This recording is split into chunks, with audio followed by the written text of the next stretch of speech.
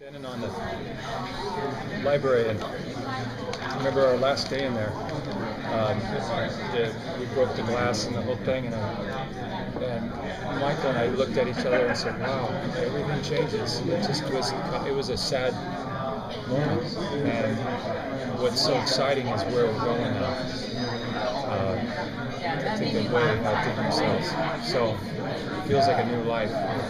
Yeah, surprisingly emotional moment, wasn't it? Like very, very emotional, and now it's going underground. So, cool. Well, we know about the time jump, and we know there's some new identities assigned to our beloved characters. What can we talk about those particular shell identities?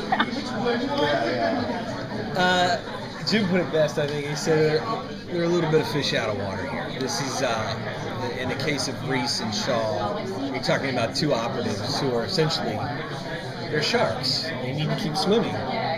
They need a purpose. They need to do, and to put them in a position where they're not doing that, I think, feels extremely constraining and untenable to those characters. So can you maybe just briefly describe why you'd want to put them in a fish out of water situation? Because it's fun. Well, I mean, from a strategy point, why would the machine do that? Hiding, covering, hiding in plain sight. This machine is a beast. It is something that I referred to the Empire Strikes Back, and you've got these Jedis that are trying to hide, and this machine is so well equipped. Thank goodness Root was able to put something into this machine. Desp has no idea that they cannot see them, but it only worked to a certain degree. And Finch plays that out really powerfully in the first two episodes, to where, look, this is not you take a pill and it's not going to see you. You make one wrong mistake, say the wrong thing, and we're up on the radar and it's over. Now you throw a number in there, and that number is going to die or kill somebody. What do? Do you sit and do nothing? And that's a problem. Where Finch is saying, look, it's better for one to die than lose all of us. And putting that in Finch or Reese's face, where he has a difficult time, because one, he always had a problem with the machine. Technology. Every special forces operative, if his equipment fails on him, he flies in and is thrown in some rainforest, and he loses all his equipment. He can still finish the mission, even with his own bare hands. And so him having to trust this machine, it's always been a difficult thing, but that number is out there. And now here's the guy that built this machine, and the conflict is, do we save his life?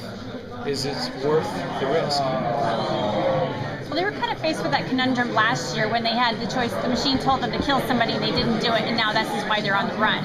Now you've got Samaritan that is a massive power. And so you've got the machine that's barely got a lifeline, and they have no resources. Last year we had all these resources. We had the Finch being a billionaire. Well, he's worthless now, because if he touches any of that, he's exposed. We have no munitions like we had. I mean, it's communication alone is what's going to kill them. Well, we talked about this a little bit before with the other people. Are you guys forced to go like low tech because all that high tech's being monitored? We were just discussing this, that during the Arab Spring, there were certain almost revolutionary groups who found themselves being rounded up or even incarcerated by the government, who was listening in on the social media, who was actually tracing them and their organizational tactics for what they were doing through social media.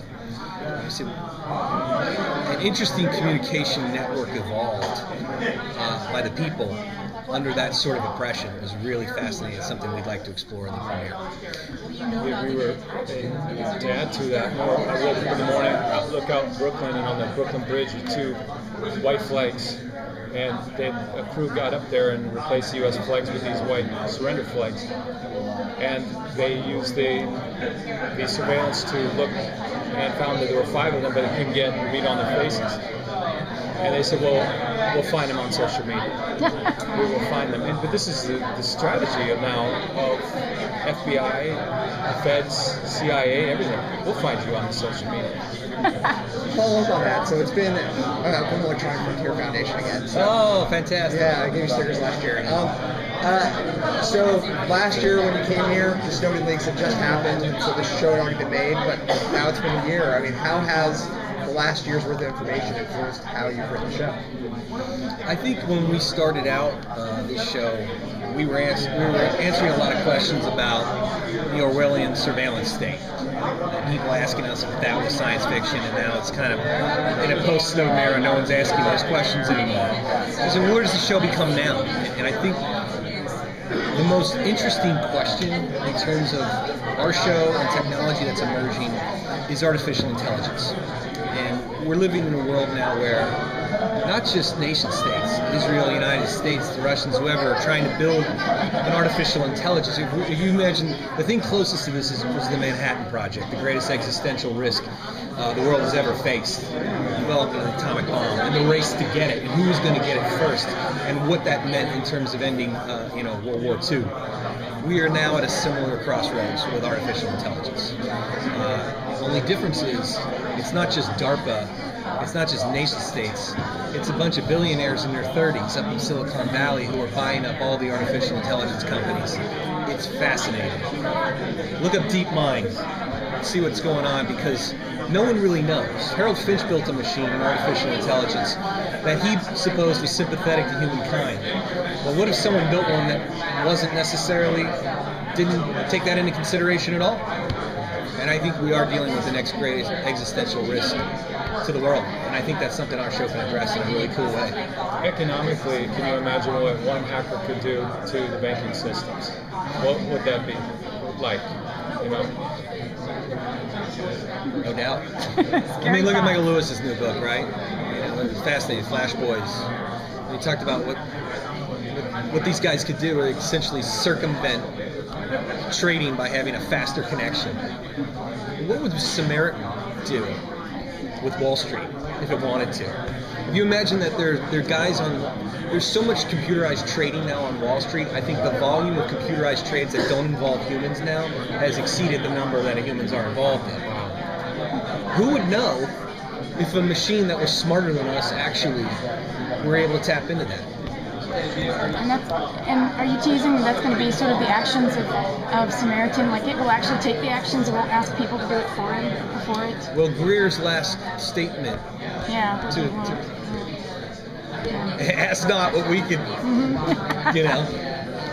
Isn't that kind of a dangerous position where people as human beings subjugate themselves willingly to a machine? It's kind of happened already, hasn't it? I turn mine off at night, don't you? Ever looked around in a restaurant? How many people who are sitting across from each other at a table are actually doing this? It's amazing. I mean, what do you think about you in your bedroom changing and your light doesn't come on your computer to let you know that it's being recorded? I actually put a piece of tape over mine. You did? You know they can do that now. Yeah, we have little covers. Yeah. Absolutely. So, I used to get paranoid before it started coming out that people could rat people's home computers. You're like, well, there's a camera on you. It may not be on, but you never know. There's no privacy. But I was, you guys are great. I say that the intelligences and all that is fascinating. But really, there'll be a lot of copycat shows and things that they'll say, well, we're going to do that too. One thing they do really well, the writers, is it's always been about saving lives. It's simple, very complex, but it's playing Dr. Case. Have you guys played Watch Dogs, the video game yet? Yeah, the person of interest video game. Residual on that? Jeez. So if Samaritan's going to be the one to decide, like, to make the actions, what is Samaritan going to do when it like finds some kind of ambiguity? Like say last season, like you were saying, in terms of do we kill the person, do we kill to save a lot of our lives? I mean, almost every day there's an ambiguity that the humans have to determine, like every episode. So how is Samaritan going to do it? Well, if you recall, Lord Vader. What would Lord Vader do? It's a machine. It's programmed to do what its drives are told to do. The only problem is that we don't actually know what those are. Greer took Claypool's code and essentially turned it into a supercomputer, an ASI, and now what we don't understand exactly is what is Samaritan up to, other than the task that it was given, which is protect, the United States from national security. That was the deal struck with Senator Garrison in order to get the NSA feeds. And that was good. That sounds great. That sounds great. I like that. What was not covered was everything else. What Samaritan was going to do, and Greer, being a product of a post-World War II nation state, is quite comfortable handing over the keys to a computer because he feels it couldn't do any worse than what we've done since the end of World War II. So he has a bit of a different philosophy on the world. Harold Finch, when he built his machine, you're gonna see through flashback there was a number of iterations. Not all of them necessarily were friendly to mankind. Oh, so he actually had earlier versions. And this is what Harold Finch understands that maybe Root doesn't, is that if you recall, Harold, the machine was looking out for him and he stopped it and he cut out its short-term memory, essentially said, I built it to protect everyone, not just me. And that took some work, and that took some serious thought to bake that into the DNA of the machine. Well, that hasn't gone into Samaritan. Is the privacy terrorist plot line, is that done, or are we going to see more of that? I think that's shelved for now. I think we're going to move into a new territory. Okay. Yeah. So what is that arc for this season then? You open the door.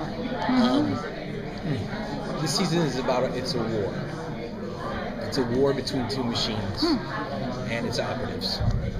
And one of them has been forced underground and forced to try to find a way to communicate, to try to do something. And I think the machine is feeling, the machine doesn't feel, the machine has basically found itself in a position where it has to try to communicate with our guys in a way that Samaritan can't detect it. And I think that's sort of the fun of the season. One more question. How do you guys balance the big overarching questions with the need to keep the show moving in solvable arcs? You just asked a question I've asked many times. It's incredible. It's hard, and I think we're trying to do something on network television, guys. It's CBS has mastered the procedure. We're not going to outdo NCIS or whatever.